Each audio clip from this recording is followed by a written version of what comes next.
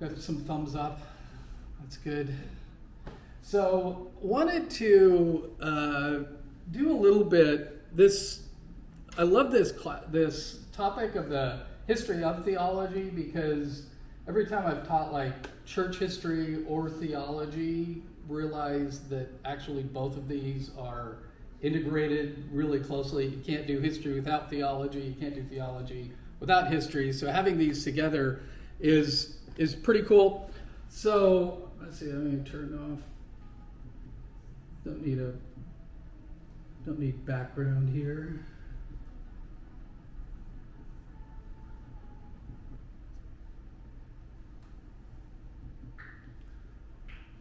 So wanted to talk. This is actually a really interesting idea between like Catholic theology and Protestant theology, because really a lot of what's happening in Catholic and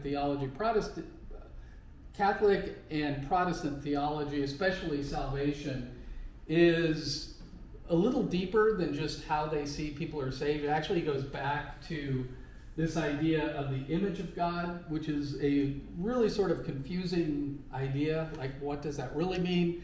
And so I want to dig a little bit in how the different views really relate to what is foundational in the theology like of salvation, specifically this idea of justification, because that's the view that that Luther really said was the most important topic of all, was justification.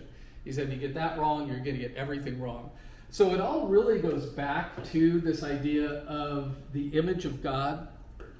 And so Genesis 1:26, this is, of course, the beginning. This is where God's created a bunch of stuff. And then towards the end, he says this: let us make man in our image, after our likeness, and let them have dominion over the sea, birds of the air, and flock over everything, creeping thing. And then it talks about how, God makes man in his image, male and female, he creates them. And so there's a real sort of confusion over what does this mean? Does this mean that that we once had the image, we don't have the image any longer? Is it totally gone? Is it just damaged or something like this? And there are two words used here, image and likeness. So is this two different things? Because it sort of sounds like it, right? We're going to make our image. There's some sheets over there, Ethan. So we'll make it in our image, and then we'll make it in our likeness. So are those two different things? So want to dig a little bit into what the Catholics are going to say this means, and then we'll look a little bit about the Protestants have to say, and we'll see that really below the surface here is a lot of background in why they differ in their idea of salvation. So the Catholic view, they're going to say really essentially that image and likeness are two different things, that they actually do in fact refer to two different parts of what God does with man. So they're going to say that the image is sort of the nature of humanity. It's going to be what essentially makes us different maybe from other animals. Like what is this? It's reason, intellect, free will, and which sort of is an image of God. God does those things. God has reason, God has intellect, God can do whatever he wants. So there's something inherent in humans that is like this. This is, so again, it's what, let's see.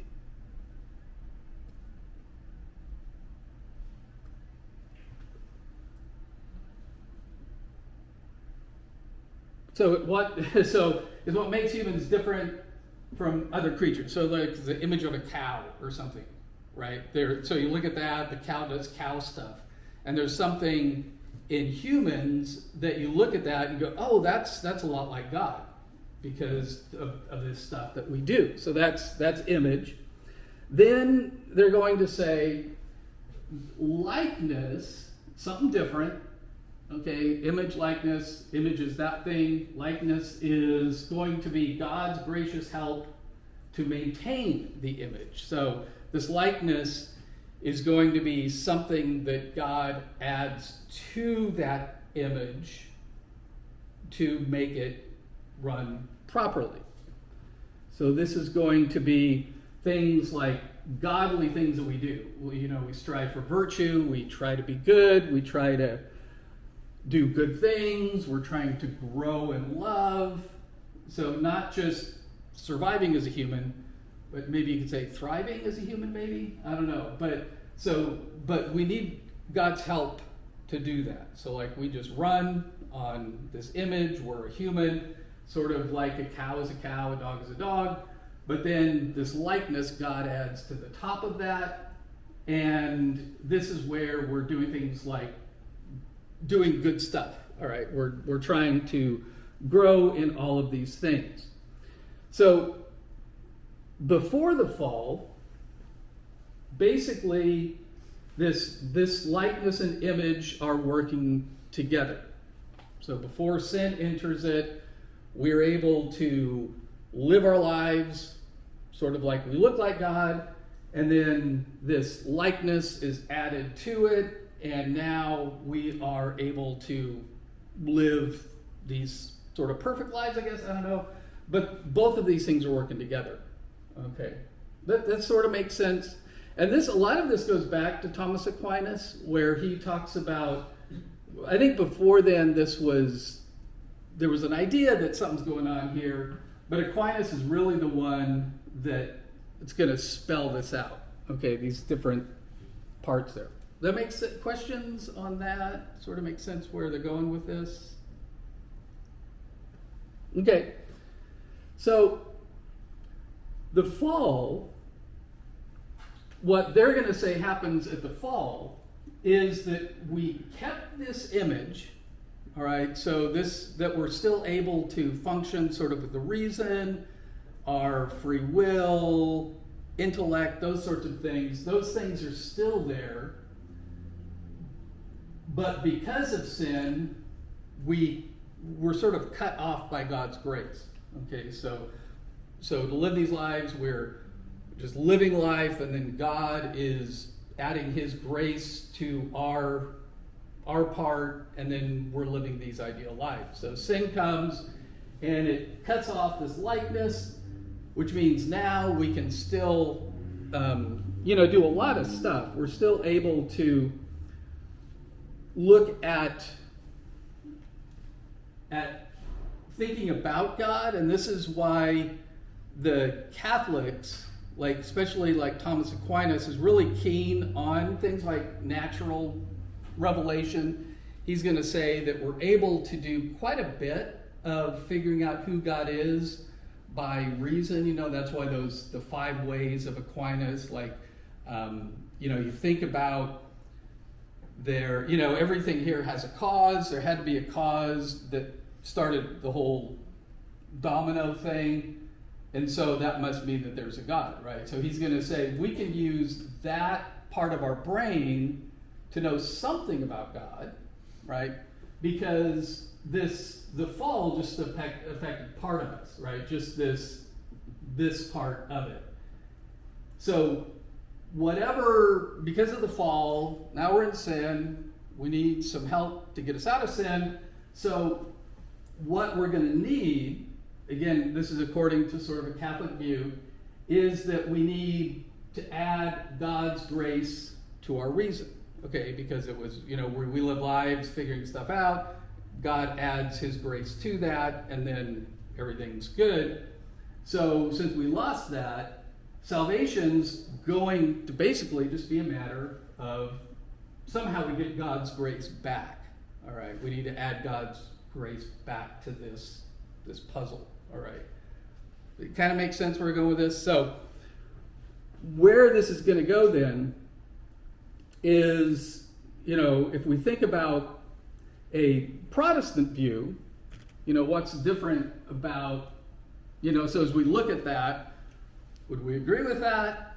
Well, for the most part, a Protestant view, and this goes back to almost pretty much everybody, but Calvin spells this out because partially I think he's reacting to sort of what the Catholics are saying. But most of the Protestants are going to say, well, when it talks about in our image and likeness, that's basically just synonymous. And this would go back to sort of how we read Hebrew parallelism, because this happens a lot in Psalms, right, where they just repeat the same idea a couple times, and so maybe you're just saying it a different way. So what the Protestants are going to say is that, no, these are basically just the same thing. You can't separate them. Whatever that image is, it's just repeating that twice, okay? So both retained, or, whatever this is, this image of God, if it's just spelled out, and there are different Hebrew words for this, so, maybe they're just different aspects of it. Whatever it is, anyway, they're both retained in some sense, but damaged. And so it could be that because, like, we see that man is still created in God's image. After the fall, it says that if you, in Genesis, like if you take somebody's life, your life's going to be required because man is created in God's image, and that's after the fall. So we're still in God's image somehow. And so rather than the fall being just affected by part of, like part of us being affected and the rest being okay, this is where, again, the Protestants want to affirm, no, the fall affects all of us, like every part of us, okay? And this is where this total depravity, right? I think, the whole, you guys know the tulip, right? The 5 points of Calvinism: total depravity, unconditional election, limited atonement, irresistible grace, perseverance of the saints. So the T, this total depravity, again, total depravity doesn't mean that things are as bad as they can be, but at no point are we as good as we need to be. All right. So total depravity, meaning that every part of us is affected in some sort of way. It's kind of like if you, you're making an omelet, and just, you have 6 eggs in the omelet, and one of the eggs is rotten, and you put it in there, mix it up. How much of the omelet is rotten now? Like, all of it, right? You can't go back and pull out the bad stuff. It affects the whole thing, okay? So they're going to say, no, there actually isn't any part of us that is good enough, like that we just add to it. So spelling this out just a little bit more, the salvation, since our reason, the image, is still intact, they're going to say, natural revelation is possible. And this is a big thing, especially with Thomas Aquinas, is that, we need to, the more we understand about God, we can actually get pretty close to him. So it's just, again, adding to what we already have. So we have this reason, and then somehow we need to add to this. And this is where and so this is why sacraments are at the core of everything that's happening in Catholic theology.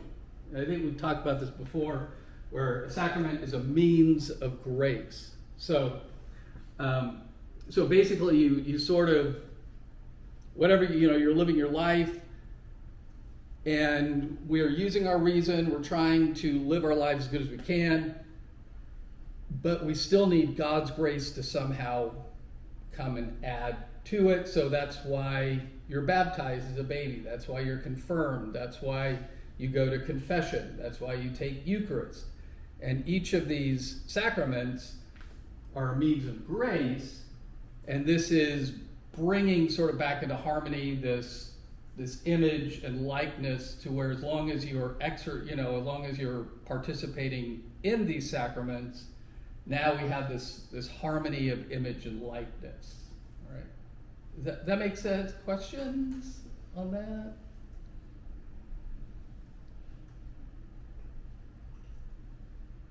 Yeah. So would the Catholic view say that salvation is not possible without this sort of likeness being added to us? Yeah, and that's why it used to be, they would say there's no salvation outside of the Catholic Church, but then that changes to where, okay, but if you're, maybe a Baptist and preaching is a sacrament to you or something, and you participate in that, maybe God will meet you that way. But yeah, that's why we have to introduce people to the gospel. That's why, the missions survives. Okay. So this is sort of where, and we're going to see there's actually a lot more behind this.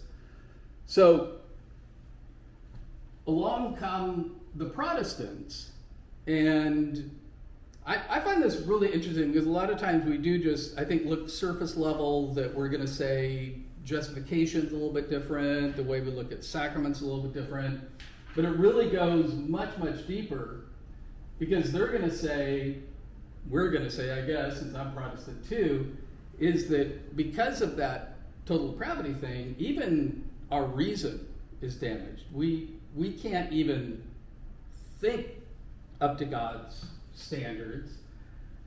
Therefore, some natural relationship where we're just adding to what we already have, that's not even possible. All right, that even our thinking has been damaged. Like, we are so selfish and sinful, we don't even understand God properly. We're dead in our sin. So since you're dead in your sin, your reason's not even working properly. Okay, whereas the Catholics would say, okay, that reason, free will, that kind of stuff, still humming along, all right.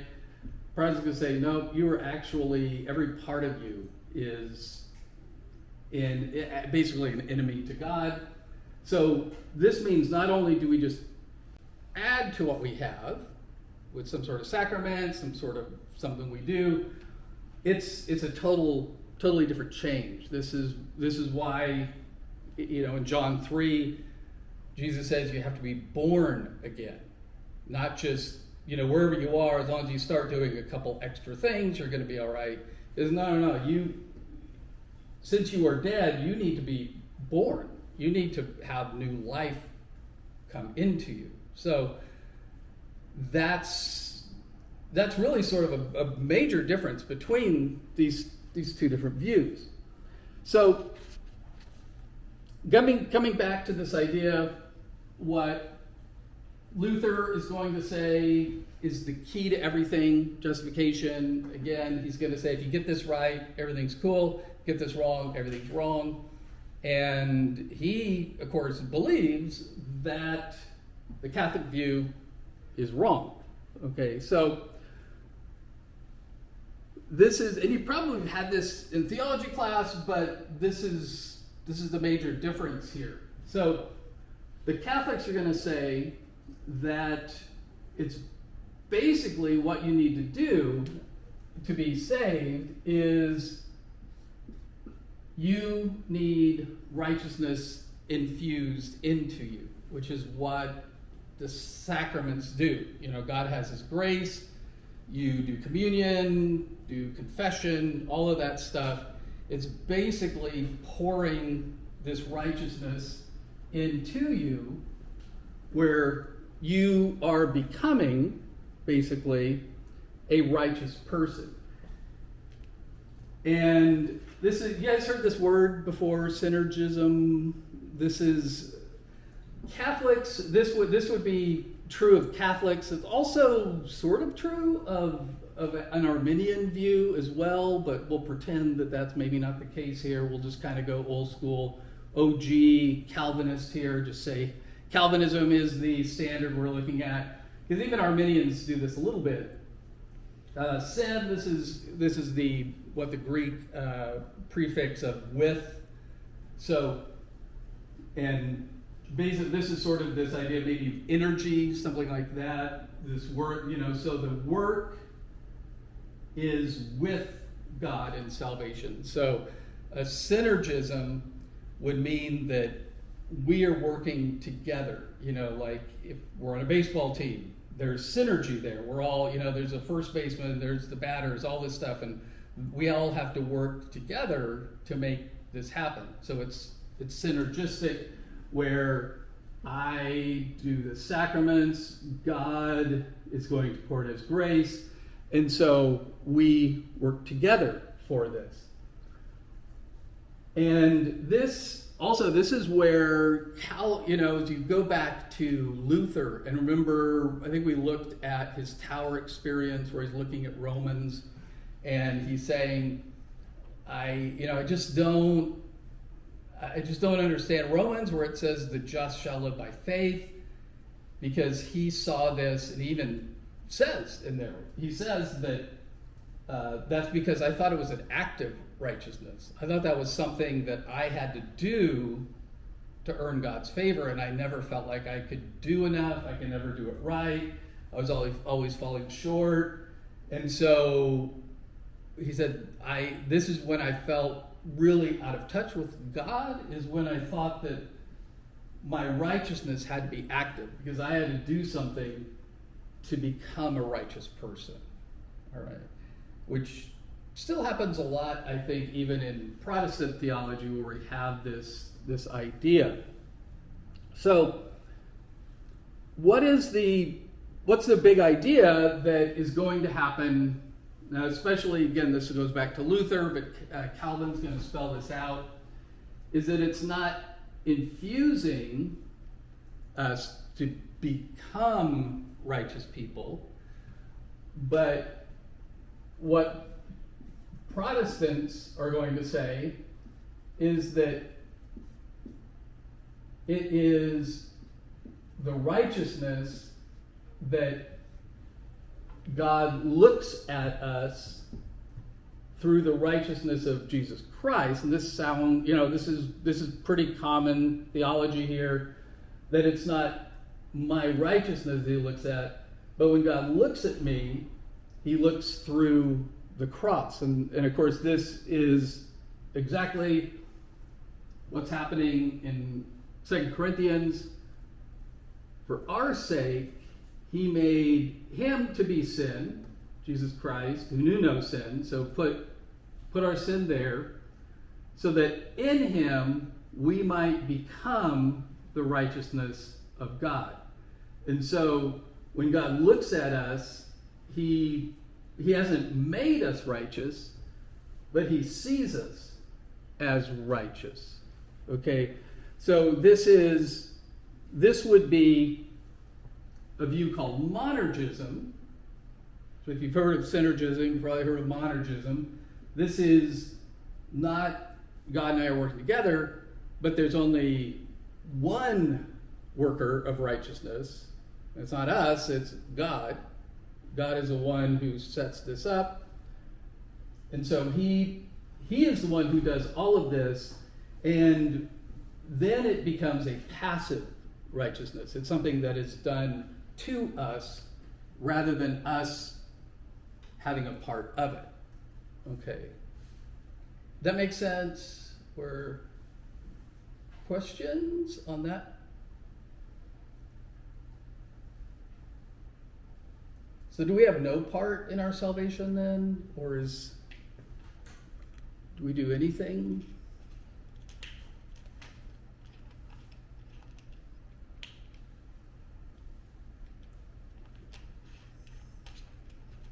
Sounds like a trick question, right? What do you think? Do we? According to Jonathan Edwards, the only thing we contribute to our salvation is our sin. That makes it necessary. Ooh, I like that. Yeah. So the more we sin, the better our salvation. Or no, I think that. Yeah. Yeah. And so essentially, yeah, that's true. Like that's what we bring to it. But what if there's anything that we do participate in this, and again, this is what, Luther is going to say this as well, is that it's up to us to believe this.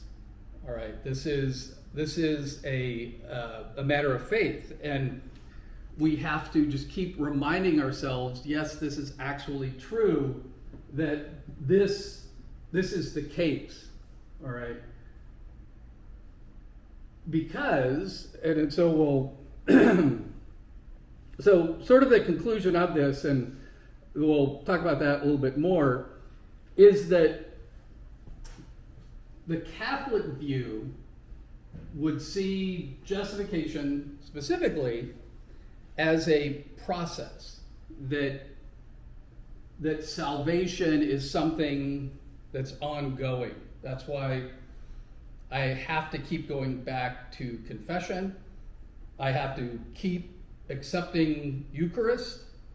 And, if sin enters, where now I've lost the righteousness by doing whatever. Maybe I've gossiped, maybe I've done something wrong, where now there's sin inside of me. What do? Well, that's when I go to confession, that's when I accept Eucharist, and then through that God's grace happening, then I can become righteous again. And so it's an ongoing process, because if I don't maintain this, then I'm a sinful person. That's why, you don't want to die in sin. That's where, you might have to go to purgatory for a long time to work out that, so that you do eventually become a righteous person again.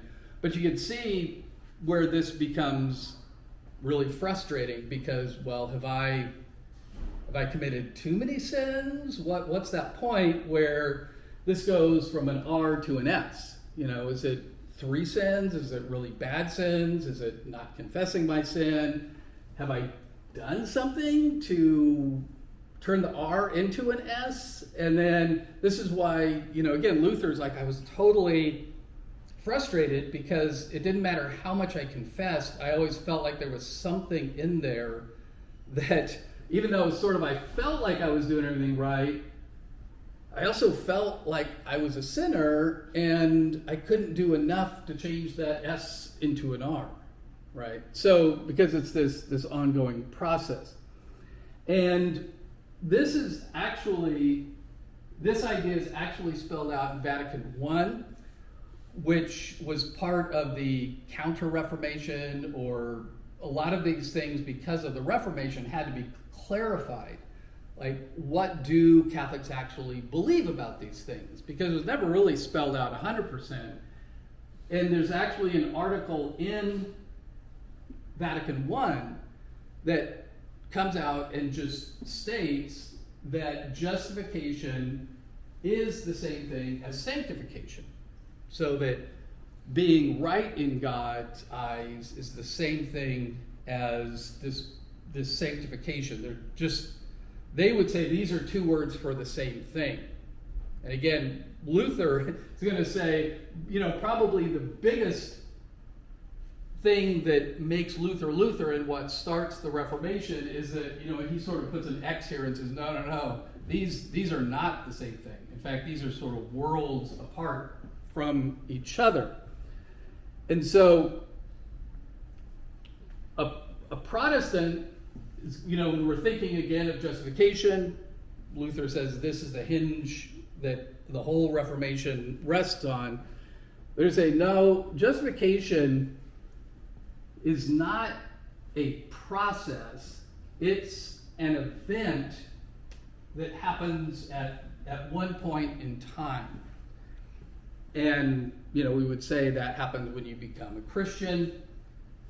We are seen as righteous.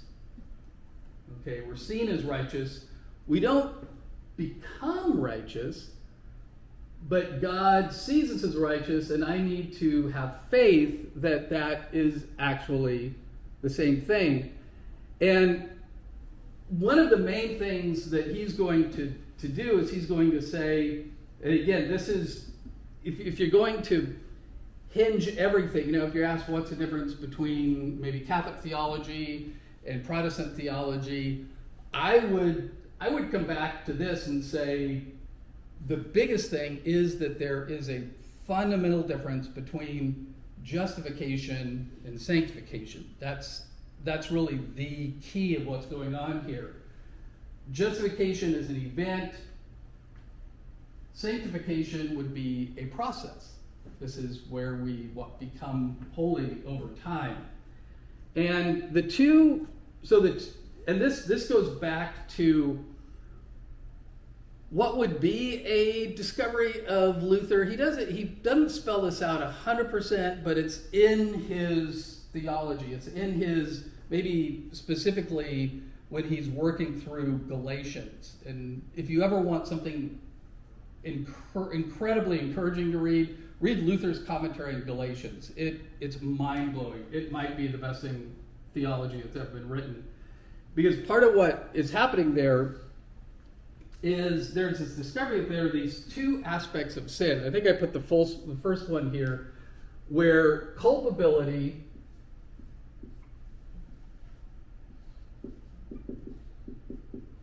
this is what would maybe be seen as guilt, and not guilt as a feeling, like I feel guilty about that, but guilt is actually being culpable or responsible. Maybe you could say you're responsible for it. So like if I rob a bank, there's a aspect of that I am guilty of robbing the bank. There's video of me doing it. If I go to court, they're going to watch that video and they're going to say, you're not innocent, you are guilty, you are culpable for that crime, you got to go to jail, you have to pay restitution, you have to do whatever's there. So there's that part of guilt. And then there's also what would be pollution. And you can sort of get what this is. This is, you think of pollution. Pollution is where you are, you've got the river and you start throwing garbage in the river and it becomes polluted. So sin has done these two things to us. It makes us guilty in God's eyes, but it also has polluted us in a sense that now our thoughts are dirty, everything we do is kind of has this gunk all over us, okay? So the big part of this is that, and this is what is missed if you conflate justification and sanctification, is that you're not dealing properly with these two different aspects of sin. Because culpability is solved, or that the culpable is basically you are no longer culpable because of justification. There is no condemnation for those who are in Christ Jesus. That culpability is totally gone. That when you become a Christian, because of justification, whatever you do, God looks at you and he sees you as not culpable any longer for, this is sort of be the original sin, all right? But pollution, what is it that takes care of pollution? Starts with S, ends with sanctification, right? Sanctification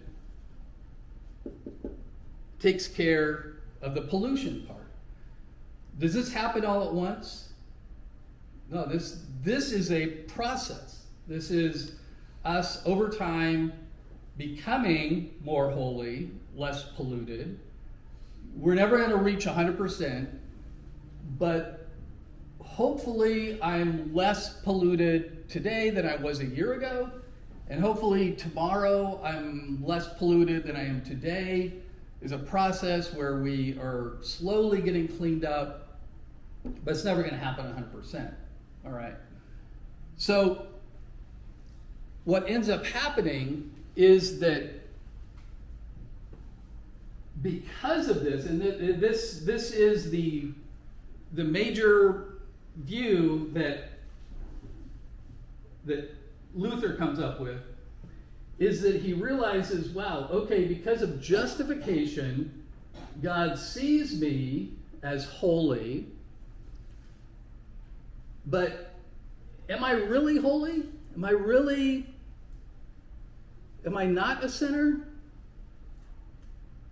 Are we sinners?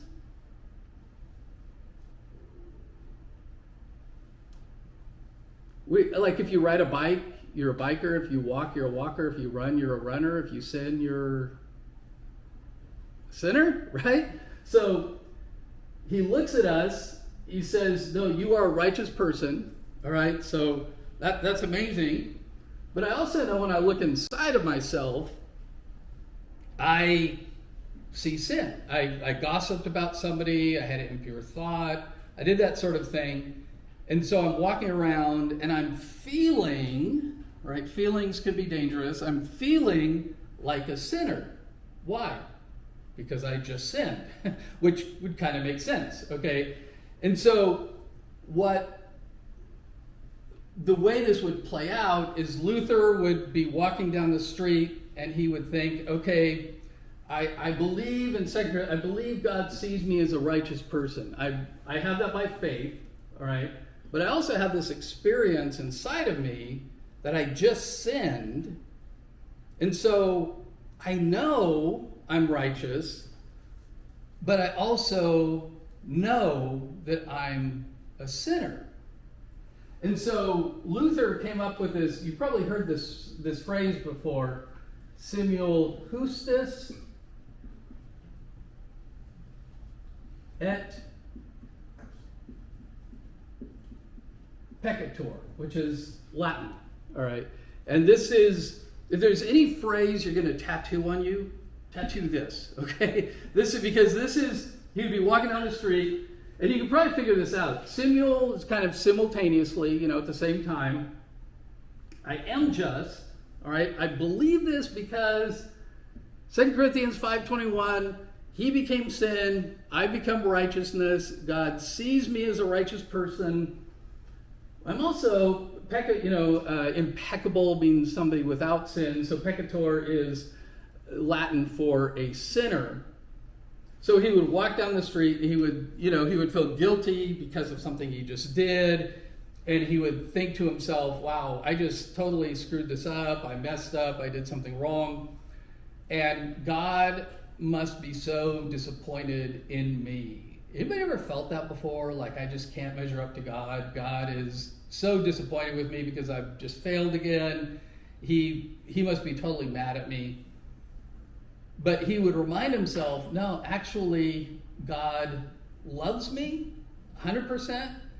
There is nothing I can do that will make him love me less or love me more, because when he looks at me, he sees Jesus Christ. So his love for me will never change. It's always going to be 11 out of 10. His acceptance of me is always going to be off the scales. He totally accepts me 100%.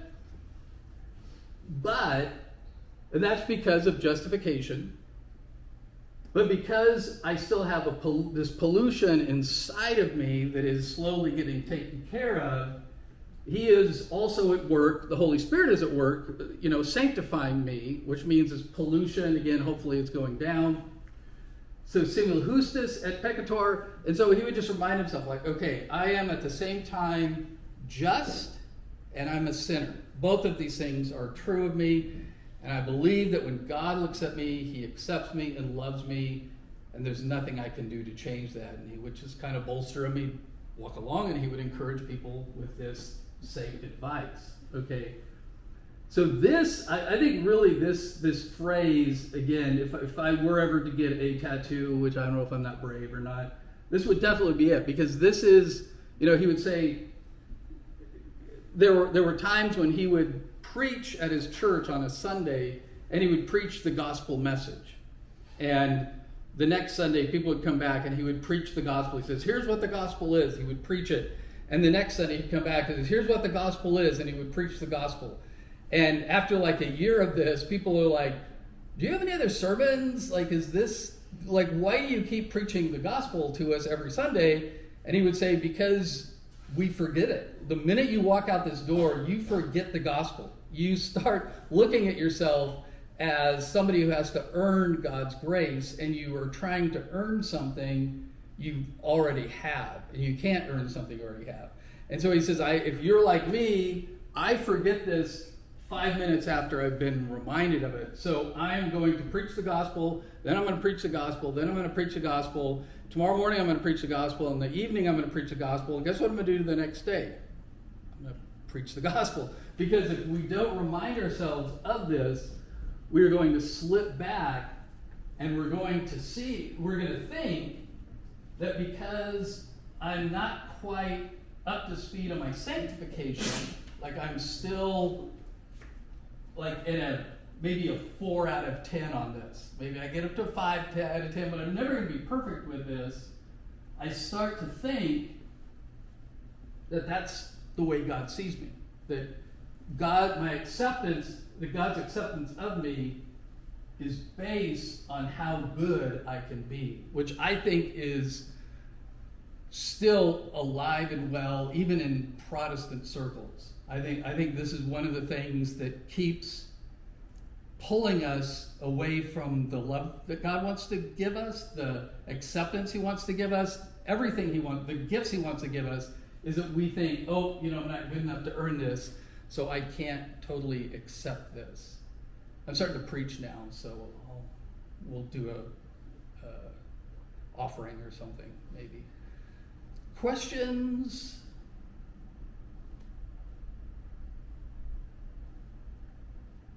Comments? Have you guys ever seen this in people you know where they doubt God can really love them, or God can use them, or God has accepted them? And I mean, I think this is one of the most common things, like when I was campus pastor down at Corbin, someone would come to my office, I'm like, what's going on? And they, say they're struggling with something. And the question I would, kind of the diagnostic question I always ask is, well, what does God think about you? If I were to ask God about you, what would God say? And most of the time it was, well, I haven't been going to church, I haven't been doing my quiet time, I haven't been, I'm not giving like I should be, I'm not blah, blah, blah, blah, blah, blah. And what were they doing? They're saying, well, God can't accept me because I'm not quite up to where I need to be.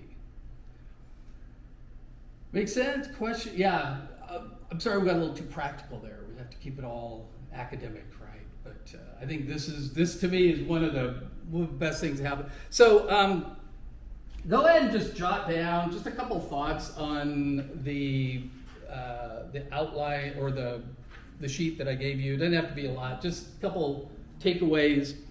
And then on Wednesday, we're going to be looking at that next chapter. We're going to look a little bit more at Anabaptists, which we looked at a little bit in the last video. So, all right. Yeah, so go ahead and fill that out and then just put it out here on your way out. And